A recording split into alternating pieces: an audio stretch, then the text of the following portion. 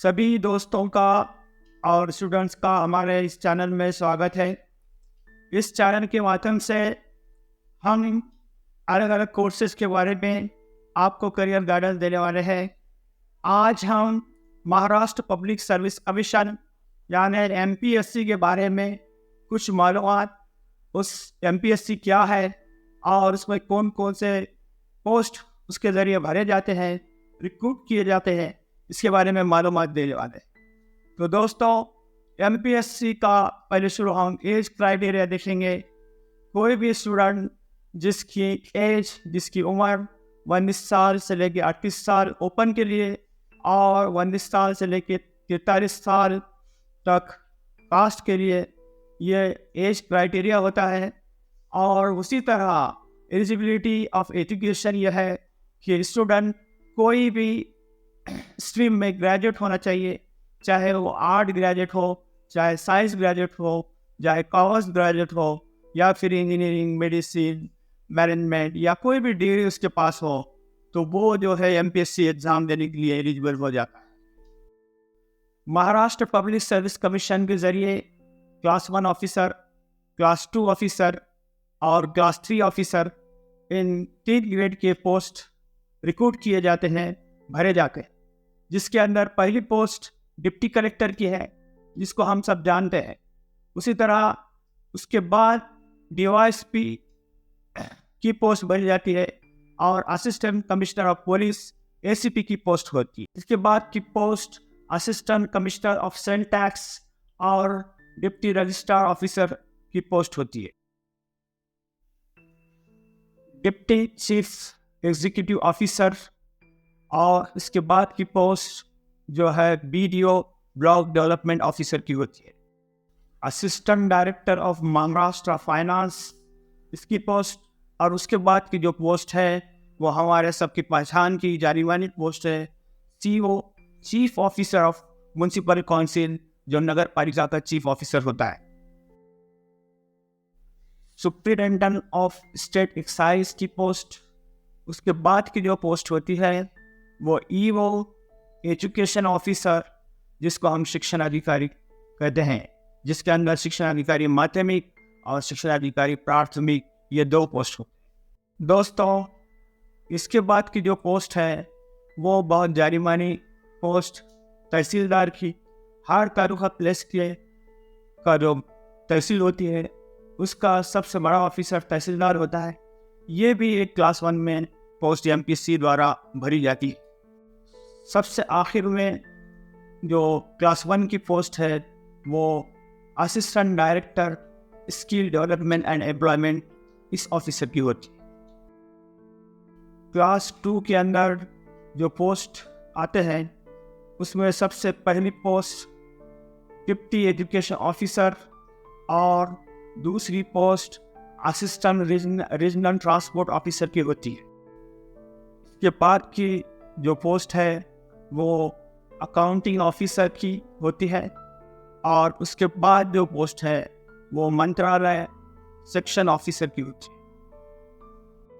Assistant block development officer और सब registrar officer की भी पोस्ट क्लास 2 में होती है। Deputy superintendent state excise and deputy superintendent land record की पोस्ट भी क्लास 2 ऑफिसर में एमपीएससी द्वारा भरी जाती है। असिस्टेंट कमिश्नर स्टेट एक्साइज और जो इसके बाद की जो क्लास 2 की पोस्ट है वो हम सब की पहचान की जानी मानी पोस्ट है, वो है नायब तहसीलदार तहसील ऑफिस। ये महाराष्ट्र की सभी तहसील ऑफिस में ये पोस्ट होती है। आखिर के क्लास 2 के 2 पोस्ट स्किल डेवलपमेंट ऑफिसर और इंडस्ट्री डेवलपमेंट ऑफिसर की होती है।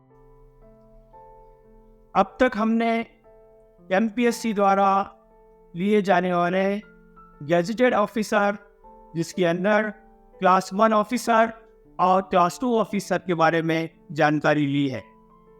भाइयों दोस्तों, एमपीएससी जो है वो नॉन गैजेटेड ऑफिसर के लिए स्पेशल एग्ज़ाम लेती है, जिसको हम पीएसआई, एसटीआई और असिस्टेंट के नाम से जानते हैं।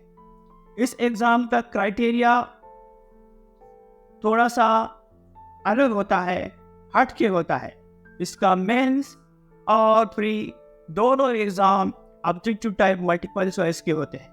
उसी तरह PSI के लिए जो है एज लिमिट में एज लिमिट को थोड़ा सा कम किया जाता है। उसी तरह उसके बाद का और एक स्पेशल एग्ज़ाम इंजीनियरिंग के स्टूडेंट के लिए भी होता है, जिसको सिर्फ जो है इंजीनियर ग्रेजुएट ही दे सकते हैं, और ये इंजीनियरिंग ऑफिसर के रिक्रूटमेंट का एग्ज़ाम होता है। उसके बाद जो है जो एग्ज़ाम स्पेशल एग्ज़ाम MPSC लेती है, वो हम सब का जाना माना एग्ज़ाम है, जिसको हम JMFC का एग्ज़ाम कहते हैं, जूनियर मैजिस्ट्रेट फर्स्ट क्लास का एग्ज़ाम, जिसको जो है एडवोकेट पर्सन्स या जिसके पास लॉ की डिग्री है ऐसे ही लोग दे सकते हैं। ये जज का एग्ज़ाम होता है।